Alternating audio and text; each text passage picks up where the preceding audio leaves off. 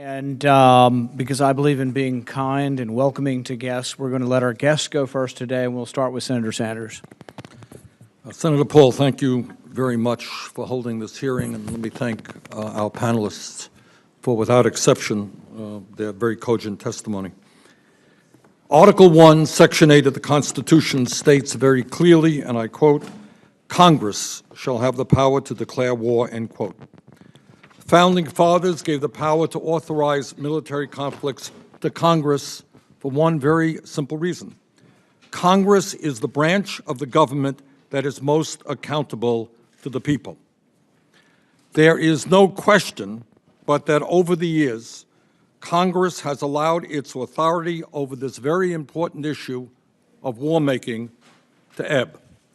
It is time for us to reassert that authority and to start asking some very tough questions about the wars, and I use the word wars, W-A-R-S, that we are currently in. Now, some people may think that this is an interesting, abstract discussion. We have brilliant constitutional scholars, wonderful intellectual debate, but let me assure every person here that the abdication of Congress to its responsibilities over war has had incredibly dire and horrific consequences for the people of our country and, in fact, the world. So I want to bring this down to earth and away from an abstract, although enormously important constitutional discussion. I want to give you 3 examples in recent American history where Congress did not ask the right questions, abdicated its responsibility, and the consequences were enormous. Very few Americans know that when we deal with Iran, very much in the news right now, how many people know that in 1953, the United States, along with the British, overthrew the democratically elected government of Mohammad Mossadegh, reinstalling authoritarian rule under the Shah. In 1979, the Shah was overthrown in the Iranian Revolution, bringing to power an extremist anti-American government. In 1953, the United States government, without congressional approval, thought that it could simply remove the government of Iran in order to protect wealthy oil interests. And what has been the consequences of that over the years? Congress abdicated its responsibility. And the second one, more relevant to my generation, was the war in Vietnam. In 1964, now Iran took place under Eisenhower, Republican. In 1964, Lyndon Johnson, Democrat, otherwise, in my view, a very great president. But in this instance, cited an attack on a U.S. ship in the Gulf of Tonkin as a pretext for escalating the U.S. intervention in Vietnam.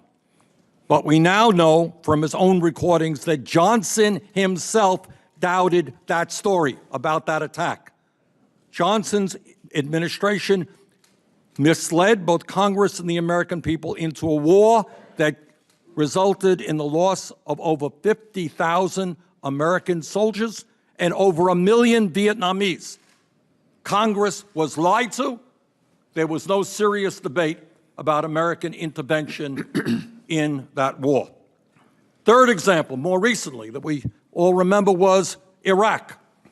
Today, it is now broadly acknowledged that the Iraq War was a foreign policy blunder of enormous magnitude. In this case, the Bush administration lied to the American people, claiming that Saddam Hussein had weapons of mass destruction. The result of that war, the loss of thousands of brave American soldiers, the displacement of millions of people in the Middle East, and bringing us to where we are right now.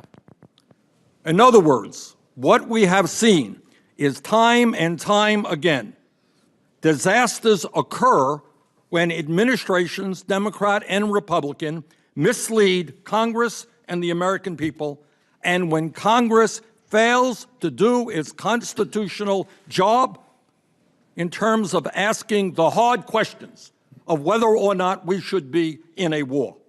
And I think we need to ask that very hard question today. And here is the point that I hope the American people are asking themselves. Is the war on terror a perpetual, never-ending war necessary to keep us safe?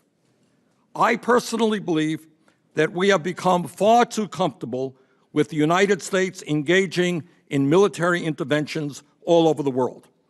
After 9/11, Congress passed an authorization for the use of military force, quote, against those responsible for the recent attacks launched against the United States, end quote. The following year, Congress passed the 2002 AUMF against Iraq. We have now been in Afghanistan for 17 years. We have been in Iraq for 15 years.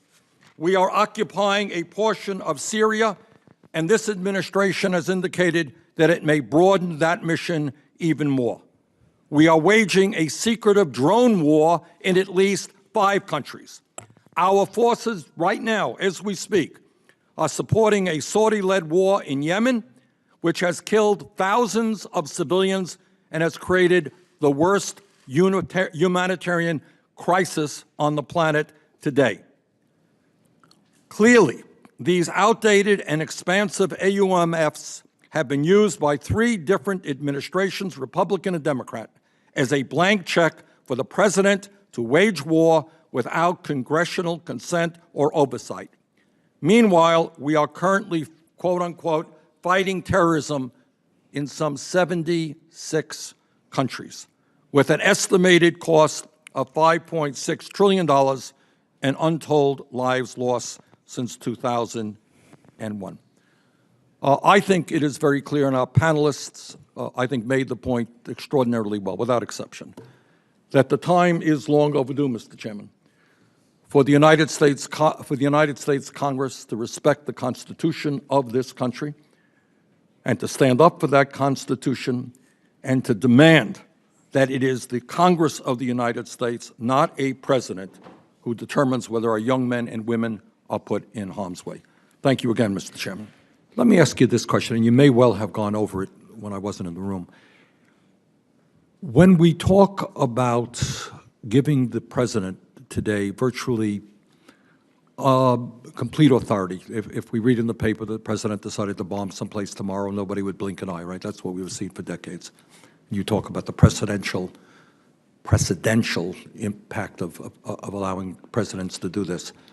What does that mean above and beyond wars, above and beyond abrogating the Constitution of the United States? What does it mean to our quality of life in this country? Oh, I think it's the fact that we're having this kind of a conversation about whether the president could kill Americans in America or whether the president can engage in perpetual war, no matter how noble he believes that cause is, speaks volumes about how low we have sunk with respect to culture, morality, and fidelity to first principles in the Constitution, Senator Sanders. Okay. I think that there's really a twofold problem here. One is that, Benjamin Franklin, as you, I'm sure, recall, at the convention was asked by Mrs. Powell, what was it that you have wrought? What have you created? Is that really true, by the way? Did he really say that? That's a fact that I don't want to check. News? I don't know. Only Jonathan believes that actually happened. Right, and he said, it's a republic if you can keep it. And that is the problem with being in perpetual war, is that my boys have never lived in a country that has not been at war. Both of them have literally never spent a day of their lives when we have not been at war. It becomes a natural state.